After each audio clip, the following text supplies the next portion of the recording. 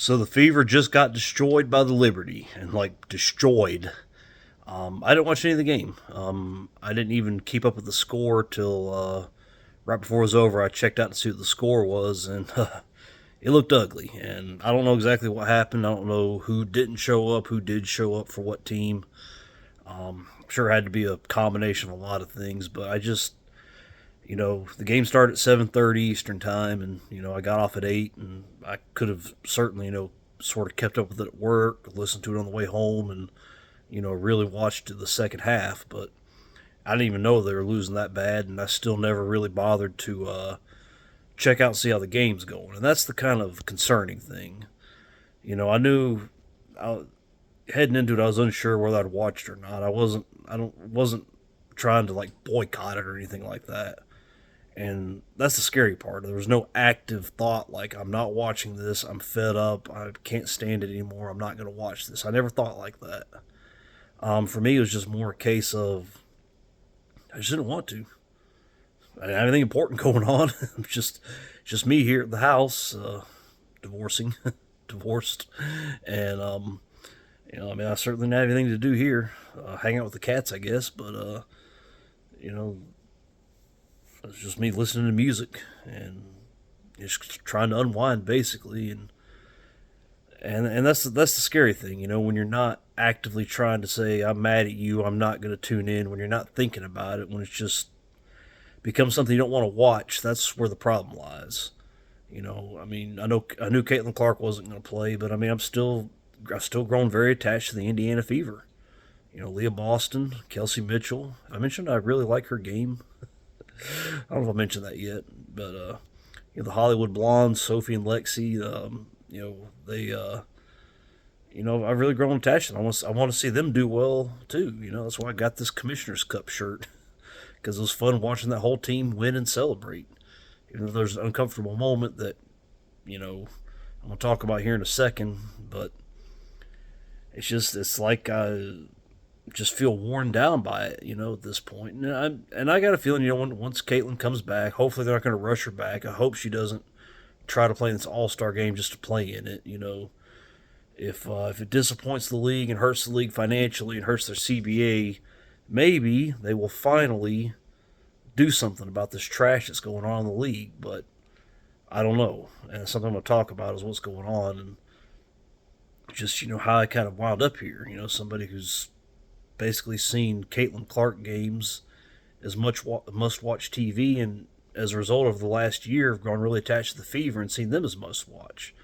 There's like one or two of the games she's missed this year that I just wasn't able to watch, but I still watched most of them. And like I said, this time it was different. It was just like I just did not feel like watching them. I didn't want to watch. I did not want to watch WNBA basketball.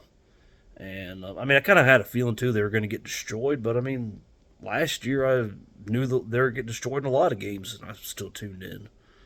It's fascinating. They've sort of become my team. Um, I guess they're the new America's team to an extent, but I just don't see how the WNBA has fumbled it away. I think kind of the totality of this last year and a half of what the WNBA's done to Caitlin and all of us who like her, it's kind of starting to sink in, and I'm just kind of like speechless. I don't even know what to say, or well, I mean, I know what I want to say, but it's all kind of just jumbled. Trying to think of how to put it in some sort of logical you know thought train. I mean, I don't even know where to go or where to start with that because it's just been so total. This is their cash cow, their golden goose. I mean, they have the chance with Caitlin Clark to do so much, to be so culturally relevant. It's not just the WNBA, it's the dub, as they like to call it, with the dub meaning women. This is, women's sports for women, played by women, run by women. And here's their chance to really show the world that, they can, put on a very compelling product, and they won't do it. The female commissioner and all the females involved are just dead set on making sure that Caitlin fails. And look, I mean, I'm not saying don't play her hard. Play her hard. You should. You should want to, have all these people tuning in, to watch her dominate. You should want to dominate her, but you should want to do it the right way. I mean, plain and simple, the WNBA plays jail, prison yard ball. I mean, it's the kind of basketball you expect to see in a prison yard somewhere. Actually, I take that back. You wouldn't expect to see this much physicality in a prison yard game because you do that in prison, they're going to, maybe put you in solitary for a little bit for, assaulting somebody. You probably have your privileges to, go outside and spend some time in the yard revoked for a little while. That game yesterday, the dominating thought before Caitlin got hurt, and you could just see the devastation on her face, knowing that she's going to have to miss time again, was watching JC Sheldon and just her complete prison ball mentality. I mean, she's just a prison thug out there. That's all there is to it. No skill, doesn't take nothing. She just bumped into Caitlin Clark. There's an angle now that shows her kneeing her in what appears across the groin area and appears to make contact with the groin muscle on the right side, the one that eventually got hurt. Of course, it's hard to say, what exactly caused that, but she bumped her and hit her all game, and just at one point she knocked Sophie Cunningham out of bounds, just body checked her out of bounds, and the refs called Sophie Cunningham out of bounds. I mean, it's stupid. Aaliyah Boston got punched in the face by Tina Charles. No two ways about it. She got punched in the face. He got called a common foul. And also that 47, I still don't know her name. I still don't care.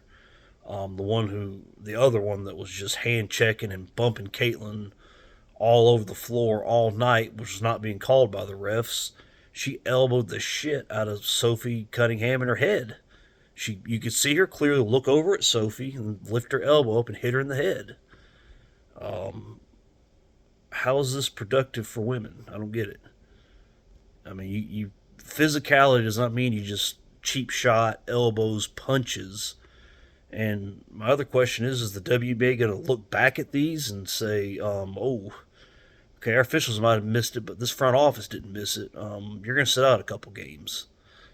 Or, I mean, this whole, well, we're a physical league. Well, you can be physical without doing that. That's not physicality. That's prison yard shit.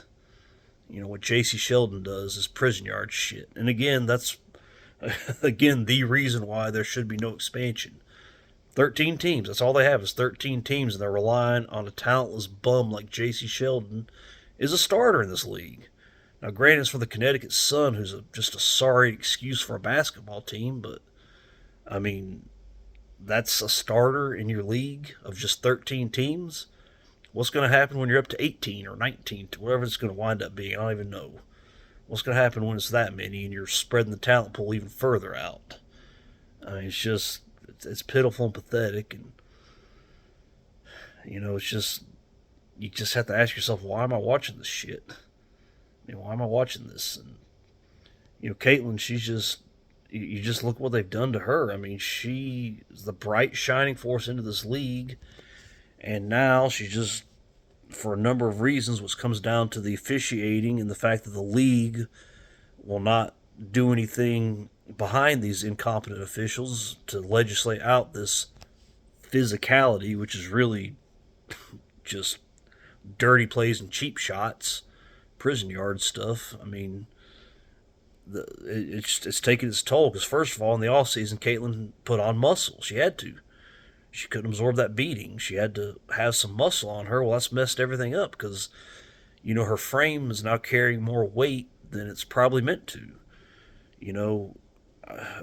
I was excited at first, and once again, I was wrong in my prediction. I thought, okay, that's good. She needs to bulk up. Michael Jordan had to bulk up and heading into the 91 season in the summer of 1990 because the bad boy Detroit Pistons were just beating him up, and he needed to have that extra mass to muscle through their physicality and to not tire at the end of games. But there's a couple things you have to realize. First of all, the male frame is, meant to hold more weight. It can handle that a little bit better. Now, obviously, you can't just do like these steroid guys do and, you know, tack on 40 pounds of muscle in one summer, Barry Bonds. Um, that's when you start seeing a lot of muscles getting torn. But, if you're Michael Jordan, you can do that because if my math is right, in the summer of 1990, Michael Jordan would have been 27, I think, um, turning 28 in 91. And that's about the age, again, for men when, your shoulders really start to broaden out. Men naturally have broader shoulders. And then, you know, that's about the age when our shoulders really, broaden out even further.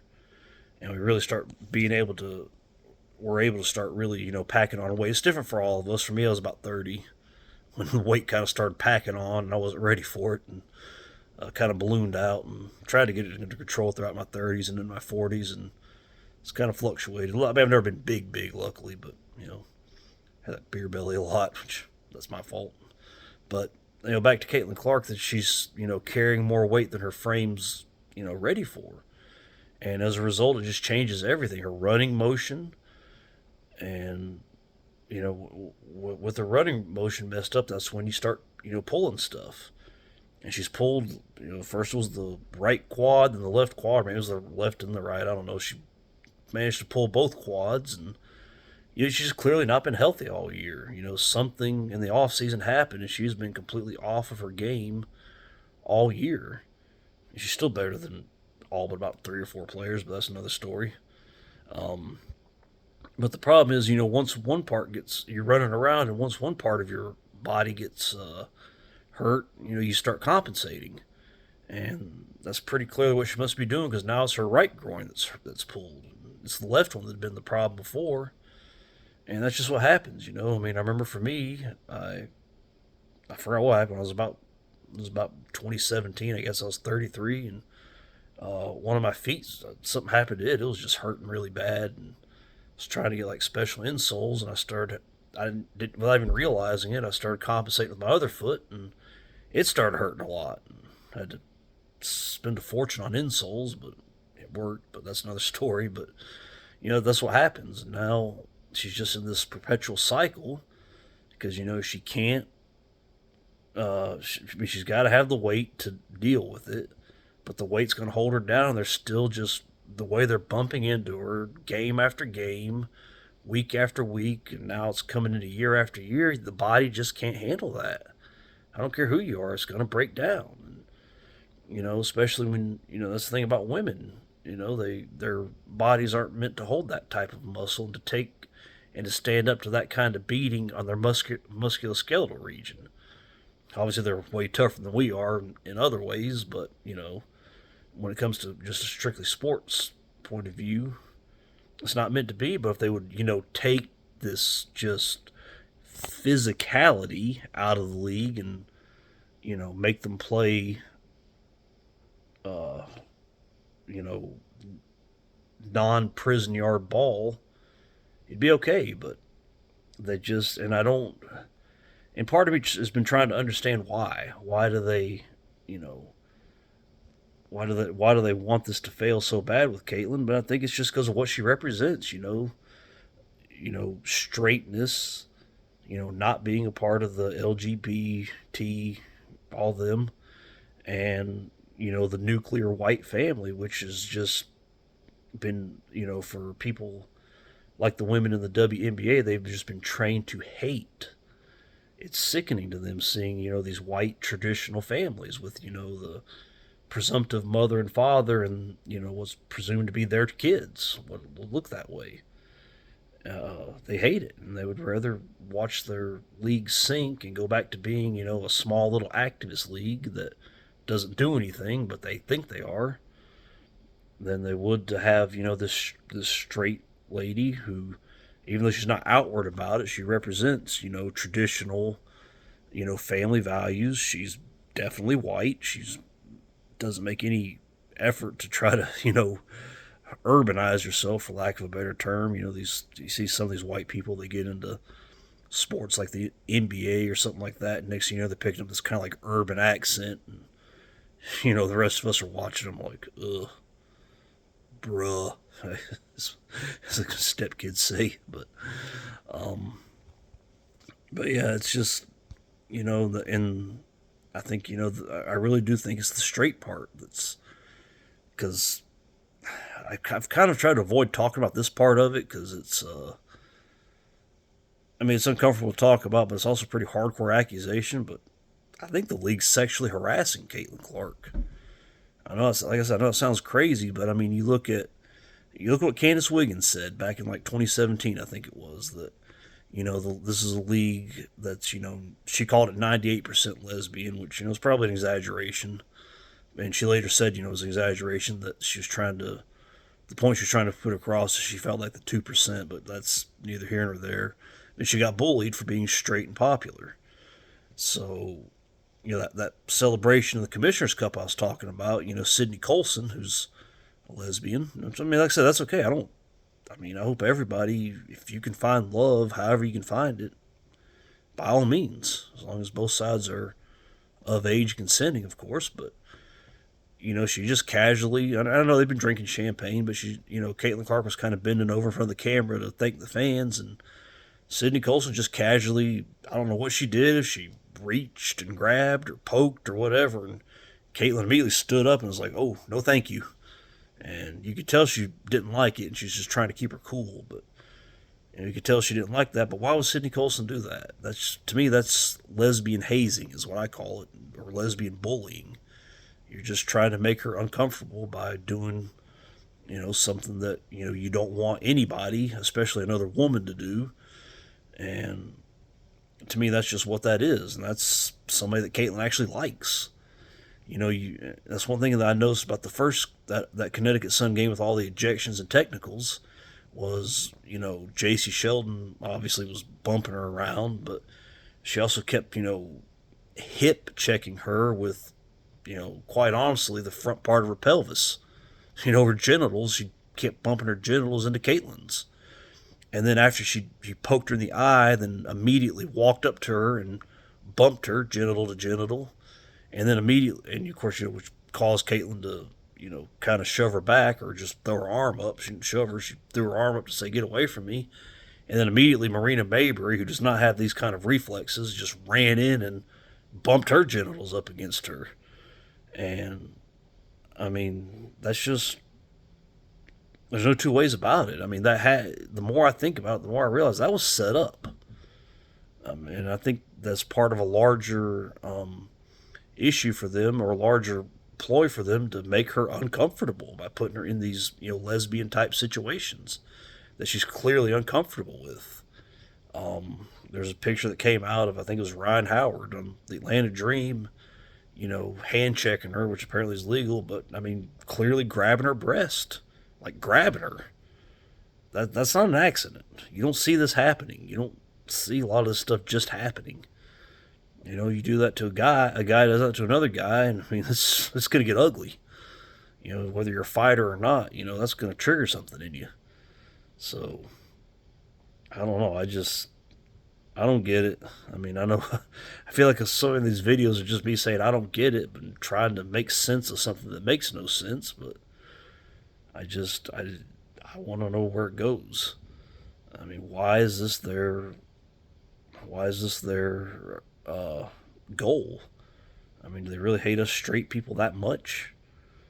I mean, it's crazy to me, and like I said, to me, I think there's something very, very sinister behind that, and I think it just shows the league itself, has a lot of that behind the scenes as well. A lot of that, a lot of that pride stuff going on that they, is being pretty much approved to do to straight people.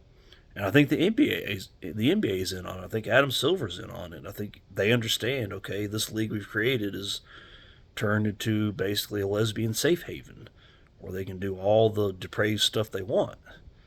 And I think that, it's like, okay, we're just going to sit back and let them do it. Have their little space. And I don't know. They have something we want to watch, and they're just bound and determined to cut their nose off to spite their face. And Bottom line is, people are gonna they think this book by Christine Brennan, which is a pretty disappointing book to be honest with you, but she's basically just pointing out facts. But once other people who are not so close to women's sports start, really putting it together and put into words, exactly just how badly the WNBA screwed this up, where they've been, how crappy their past has been, and now, you know, they have this chance to just reverse almost 3 decades of just abject malaise, just complete apathy, into being culturally relevant on a level that, arguably no other sport than the NFL could be, because of Caitlin Clark, and they just throwing it away. So, I don't know. Hope they keep her out of the All Star game. I don't really want to watch that. I don't want to watch the celebration of the WNBA. I want to watch Caitlin Clark play basketball. That's all I care about. I care less about the WNBA. I hope it gets shut down. I hope this CBA stuff doesn't work out and they have to close, and they wind up just shutting the league down finally, and then a real league gets started for Caitlin, and we can watch that. With real officials and a real governing board that's going to make sure all this prison yard crap stops. I'm not holding my breath for it, so I don't know why they feel the need to punish her and punish us for trying to put money in their pockets. God forbid. But it's a WNBA for you, and I've made another one of my Rambler videos, 21 minutes and counting. So, thank you, those of you that have held on this long, and I'll talk to you later. Hopefully, it's a shorter video.